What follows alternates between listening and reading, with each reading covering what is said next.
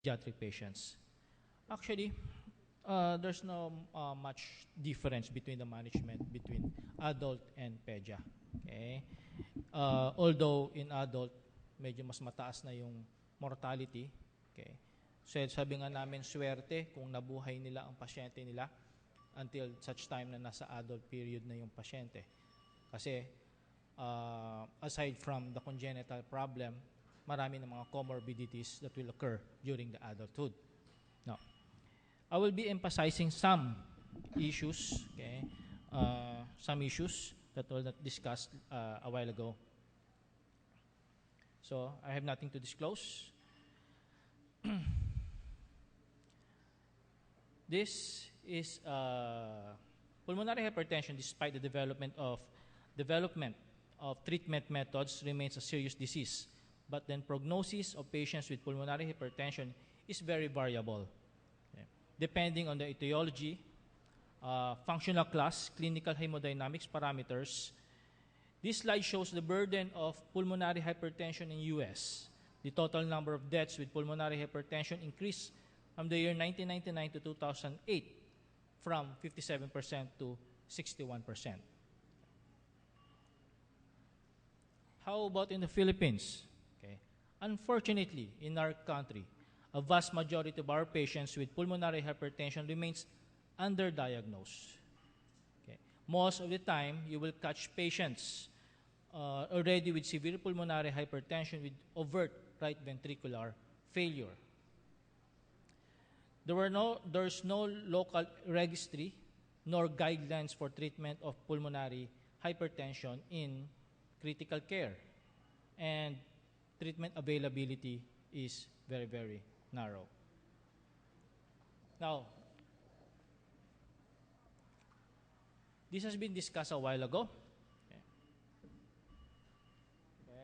So, I just presented it in a different way. So, all of the problems started from an increased pulmonary vascular resistance, eventually resulting to a increase in pulmonary artery pressure. Once there will be an increase in increased pulmonary artery pressure, then this will result to a RV dilatation. Okay, RV dilatations will then therefore cause coronary artery obstruction and eventually RV failure. Once there will be RV failure and dilatations, there will be septal deviation, compressing your LV. And that will be the time na wala ka ng preload to your LV and eventually LV failure. And that will be the time that will be have a pulmonary crisis already. So, since na walang guidelines, I devised my own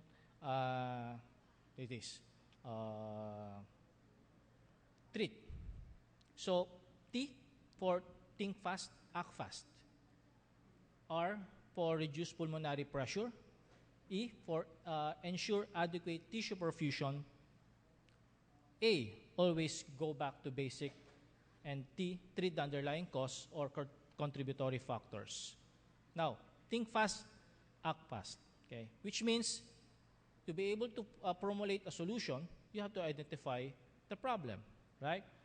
Echocardiography plays a vital role in identifying patients with pulmonary hypertension with or without RV failure. It's readily available, non-invasive, assess right ventricular function, geometry, and function, and be able to measure pulmonary artery pressure, and be able to identify some, not all, etiology of pulmonary hypertension.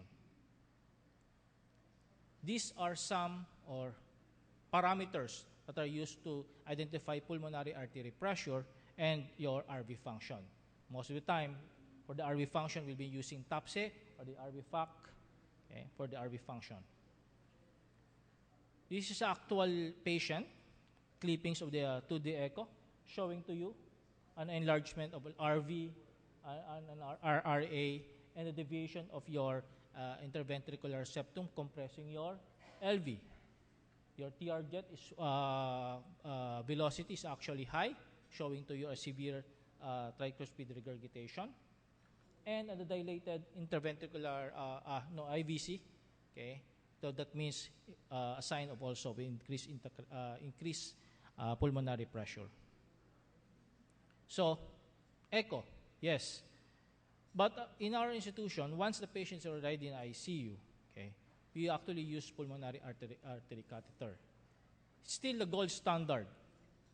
It be able to evaluate the right ventricle function, hemodynamic parameters, that includes your RV function, your LV function, that includes your cardiac output, index, PC wedge pressure, systemic vascular resistance, and the pulmonic vascular resistance. Limitations, it's invasive. Not all institutions are using pulmonary artery catheter. The advantage of this is we are able to monitor or measure the pulmonary vascular resistance compared to echo. Yeah. So, now, we're going to the R. So how will we reduce pulmonary hypertension? Remember our pathophysiology wherein the culprit is actually the increased pulmonary vascular resistance. So we have to decrease that pulmonary vascular resistance. How? So we have some form of pulmonary vasodilators. I just emphasize kung ano yung available locally. Okay? So we have the phosphodiesterase type 5 inhibitors, which include your sildenafil, endothelin receptor antagonist, which includes your bosentan, guanylate cyclase stimulator, which is actually not available in our country, and the inhaled prostacyclin, which is the iloprost. The highlighted ones are the one available here. Now, we go to sildenafil. Sildenafil inhibits phosphodiesterase, which in return increases level of cyclic GMP, resulting to smooth muscle relaxation. This table is a meta-analysis of RCTs of sildenafil aiming to evaluate the safety and efficacy of using sildenafil for 12 weeks of treatment to treat pulmonary hypertension. This was carried out with subsets of 4 trials involving 545 patients, and the results showed that sildenafil significantly reduced clinical worsening of pulmonary artery hypertension compared to a placebo. However, okay, take note, however, the study did not show improvement in all-cause mortality, nor did it significantly affect the incidence of serious adverse events. Maybe that's why, okay, we cannot formulate our own guidelines, because none of these drugs actually decrease mortality and morbidity.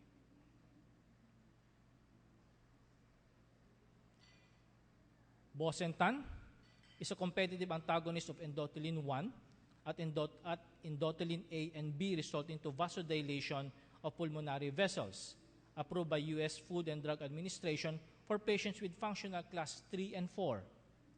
The first figure showed that functional class amelioration was higher in bosentan group than in placebo.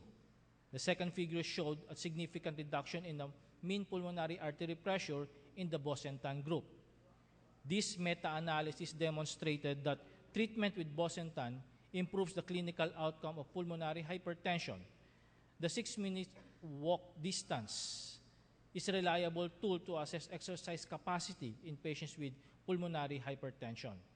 It reduces the clinical worsening and improves functional class amelioration and hemodynamic status markers such as mean pulmonary artery pressure. How about the iloprost? It's a synthetic analog of prostacyclin. It dilates systemic and pulmonary arterial vascular beds.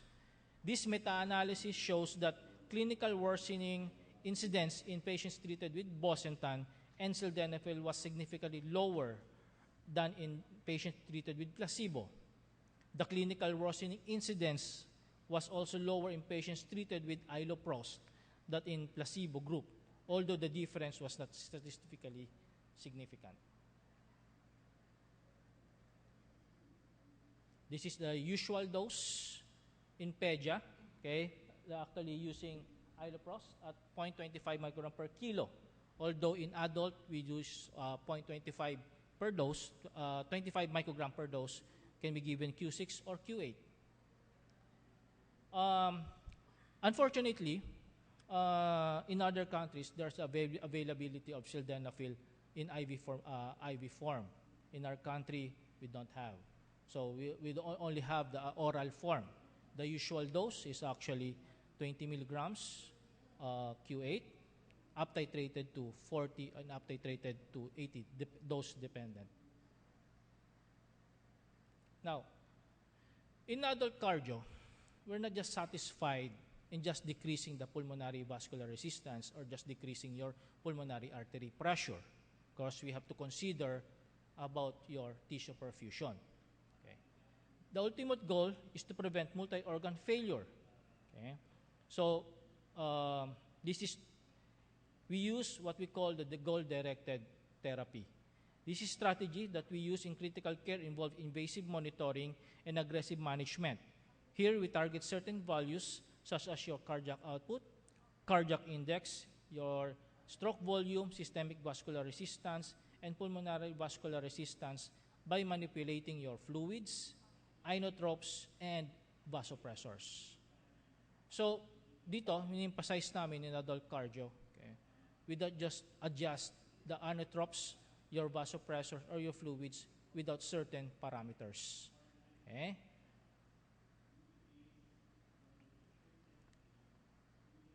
These are some parameters that we use to target. Okay? And this. We're able to use this.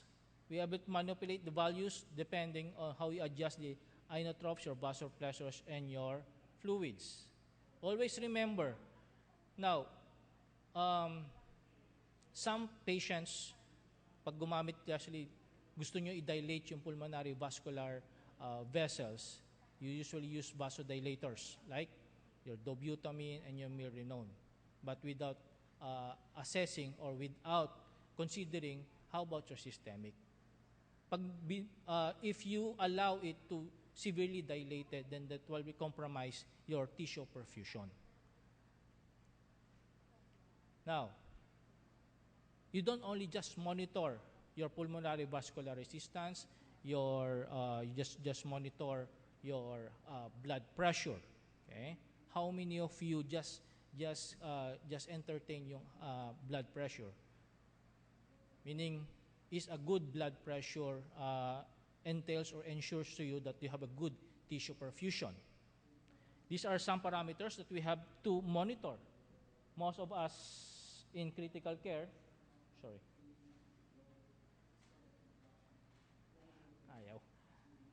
most of us in critical care, we use the mixed venous, wherein we derive blood from the pulmonary artery catheter,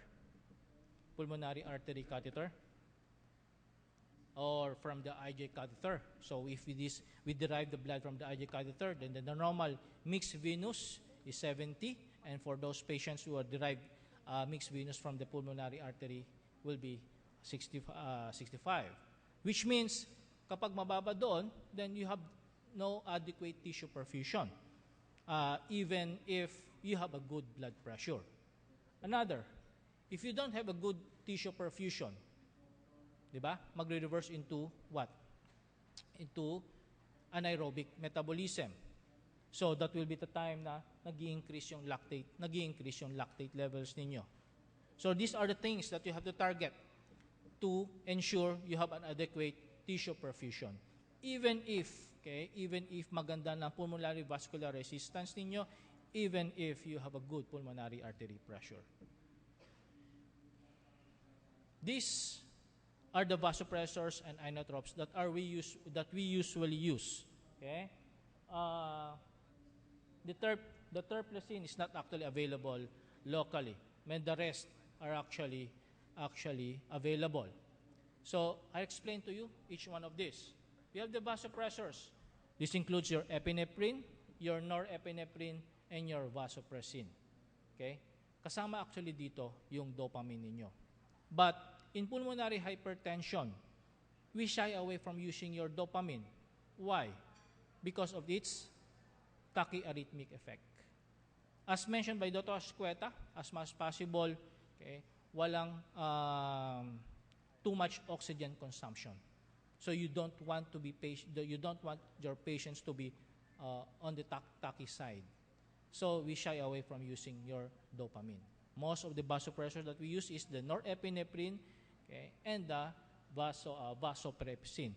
And epinephrine has the same effect with dopa. It has a tachyarrhythmic effect. So we shy away usually using your epinephrine. So if you want some vasopressor, you want to increase your mean arterial pressure, you want a little bit of vasoconstriction, then you have to choose. We have to choose between norepinephrine and your vasopressin. Now, what's the advantage between the two? Okay, norepinephrine at high dose, okay, is a potent vasoconstrictor. It's actually constrict your systemic blood vessels and even your pulmonic blood vessels. Okay? And the difference between vasopressin is that vasopressin constrict your systemic blood vessels, but it dilates your pulmonary blood vessels. So, if I have to choose between the two, okay, I would choose vasopressin if I need a little bit of a vasoconstrictors. Your dobutamine and milrinone is also the same. They have good inotropic effect. Although milrinone is a phosphodiesterase inhibitor, it dilates your pulmonary vascular vessels. Okay, that's why it's, as mentioned by Dr. Azcueta, it's our friend. Okay? Milrinone in pulmonary hypertension. Lensimendan is not actually available locally. Now you know your vasopressors. Now how you know your inotropes, okay, and pulmonary vasodilators. Now, always go back to basic strategies improving your function. Look for the cause of RV failure and pulmonary hypertension. Look for strategies to improve your RV function or LV function, and review all drugs, mode of actions, interactions, and side effects. These are the possible causes of your pulmonary hypertension. And these are actually the classification of pulmonary hypertension.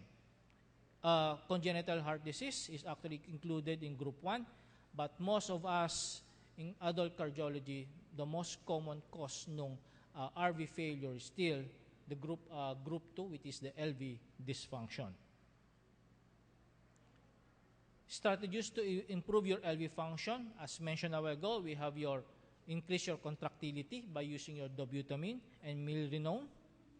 Afterload, manipulate your afterload or your systemic vascular resistance using your vasopressins and norepinephrine's, and maximize your fluids, okay, or your pleural or your stroke volume. Okay. Now, fluids. How about your fluids? It's an integral part of your resuscitation. If the patient is actually on hypotension, the first part of your management, I agree, is what? Fluids. Okay? Fluid challenge. Okay? Unfortunately, reviewing your physiology of your pulmonary hypertension, increasing your fluid load, okay, will just dilate your RV diameter. Then, so madideviate yung septum mo towards your LV, then therefore later on that will compress your LV. Okay? So giving fluids in these patients, okay, paradoxically will just make your patient deteriorate, right? So sometimes in patients with severe pulmonary hypertension at nagdilate na yung RV mo, dito na pumapasok na mas effective pa na magbigay ka na lang ng diuretic to decompress your right ventricle. Now, the reason why we induce fluids, okay, give fluids, is to maximize your left ventricular filling. If you, di ba sabi nga sa the greater the stretch, the greater the contractility. So you want to maximize that.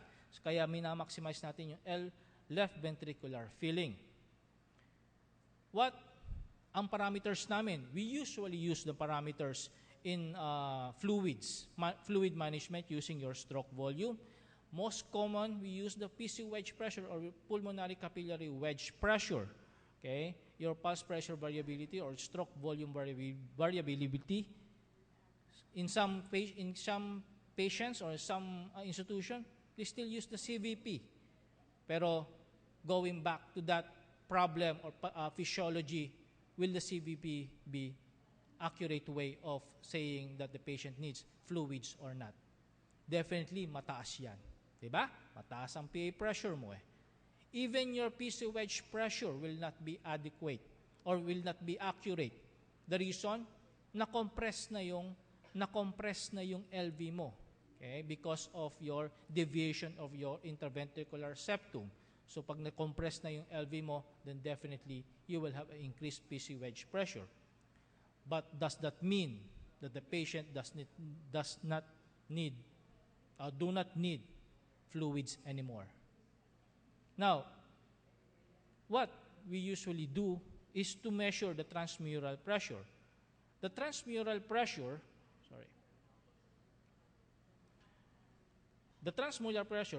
is the result of intracavitary pressure minus the intracavitary or pericardial pressure. Is the difference between the pressure between the septum. So it's a difference between the pressure on your LV and the pressure of the pericardium.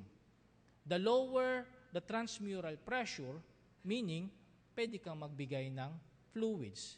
Pero the higher the transmural pressure already, then that means you avoid giving fluids anymore. Okay? So this is some literatures in sildenafil, okay, and your bosentan. Now, here. We ask, can we give bosentan or sildenafil, iloprost in patients with critically ill? Of course, yes. Okay, but there are some issues you have to consider.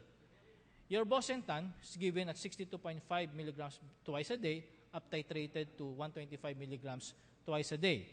Okay, but there is an issue wherein if you crush your tablet, okay, of course, these patients in critically ill, naka-enteral feeding na yan, di ba? So most of the time, they are already sedated. So, okay, so there's no way of giving this medication but through enteral feeding. So, you may consider doing your suspension. It's either you place the tablet in a 5 to 25 ml water, less acidic or more alkalinic na fluids, okay, to make your suspension. Now, problem, crushed bosentan or crushed tablets is actually may mga reports na has a carcinogenic effect. How about your sildenafil? According to the studies, the dose for adult is actually 20 milligrams, up titrated to 40 and up titrated to 80 milligrams TID. There are no oral suspension available locally, but there are some reports that you can actually crush the tablet or dilute the tablet in a 5 ml sterile water and be able to give it enterally. Okay? So, ano mga issues on renal insufficiencies regarding your pulmonary vasodilators? Actually, here, patients on sildenafil, no dose adjustments, even your bosentan, no dose adjustments, and even your iloprost, there were no studies regarding dose adjustments on renal insufficiencies. Okay. How about hepatic impairments? Only bosentan had to be monitored for patients with hepatic impairments. Okay? So the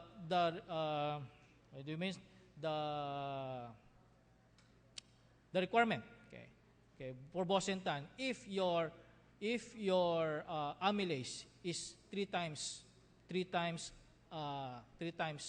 elevated, 3 times the normal elevated, then you have to stop your bosentan. Okay? And then monitor it for 2 weeks, your amylase. If it goes down, then you can resume your bosentan at a lower dose. Okay? Now, treat other cause of decompensation. Treat the anemia, sepsis, following the guidelines on sepsis, surviving sepsis guidelines, hypoxemia, cardiac arrhythmia, and acidosis. Now, considering our case, considering the case of Dr. Azcueta, okay, an ASD, am I right? ASD secundum type is actually a low flow. You seldom see a secundum type going into pulmonary crisis or a congestion. Okay, not unless it's a very, very, very big lesion. So, pag malaki na yung talaga yung kanyang butas, then definitely magkakaroon na ng high flow yan. The patients already have a moderate pulmonary hypertension upon operation. So, nabuhay. Okay. Problem is that pulmonary hypertension reversible or not kung lumaki man yung pasyente or tumanda na yung pasyente? This is something you have to consider. This is a pathological findings on the pulmonary vasculature showing to you grade A, grade B, and grade C. Wherein in grade A, there's abnormal extension of muscles into small arteries. B and C, severe hyperplasia, okay, of the intimal artery. Okay. So in these cases, B and C, chances are pulmonary hypertension, severe pulmonary hypertension na yan, moderate to severe pulmonary hypertension. Severe hyperplasia of the pulmonary vasculatures, chances are, okay, that is grade C, chances are irreversible ang pulmonary hypertension na yan. So even if the patients be alive till adult, you expect na hindi, even if they have corrected the congenital problem, the pulmonary hypertension will be existing. This is an algorithm, simple way, okay, of management of pulmonary crisis. Okay. So, here, emphasize. Sorry, medyo madambo. Okay. Okay. So, thank you very much.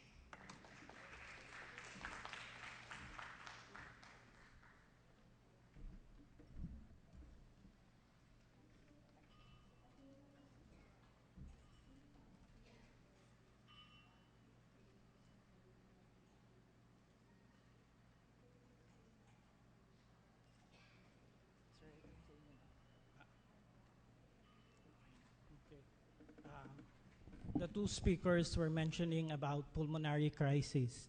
In anesthesia, it's a no-no to have a patient develop pulmonary crisis. And actually, it's one of the nightmare of the anesthesiologist to handle a patient with pulmonary hypertension. So therefore, what I want to do on this symposium will be to explain basically what really happens, especially in patients with pulmonary hypertension, in terms of increasing their morbidity and mortality, and in terms of managing RV failure. Because when the patient develops RV failure, that's the time when you develop your pulmonary crisis. And mind you, these are patients who are under anesthesia. So,